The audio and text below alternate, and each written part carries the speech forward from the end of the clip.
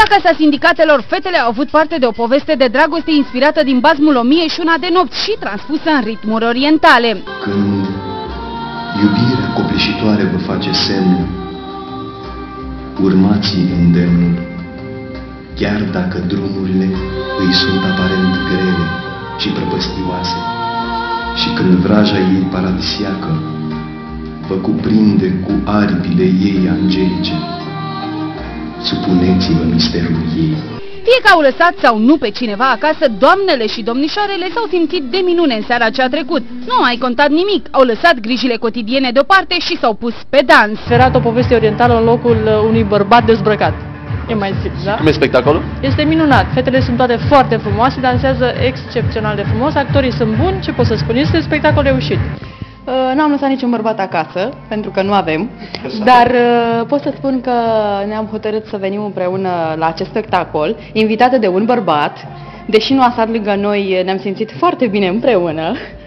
Astăzi este ziua femeii, deci femeile trebuie să petreacă singure, să se simtă bine, să se distreze. Am încercat categoric să fie măcar un mic dar. Da. Cum ați primit dadul? Deosebit de frumos. Într-adevăr, văzusem afișul, mi-am imaginat că va fi un spectacol frumos și ne-au impresionat și vestimentația, și coregrafia, și muzica. După numai câteva clipe, atmosfera s-a încins la maxim, iar dansatorii au coborât în sală și au dansat alături de fete.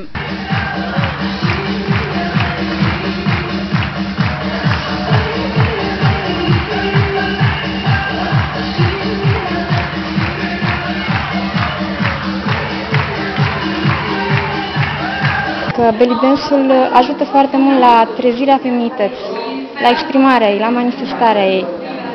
Depășește timiditatea, complexele de inferioritate, frica, pentru că în momentul dansului, ascultând muzica, ajungi să trăiești în prezent. Practic, orice femeie ar trebui să danseze, să nu stea locului. Să știți, pentru că altfel se poate mai ușor accesa energia optimismului, a încrederii, a bucuriei, a veseliei și se pot depăși mai ușor asperitățile vieții cotidiene. Este un spectacol dedicat femeii și a misterului feminin, a frumuseții feminine. Asta am vrut să aducem cu el, această bogăție a feminității.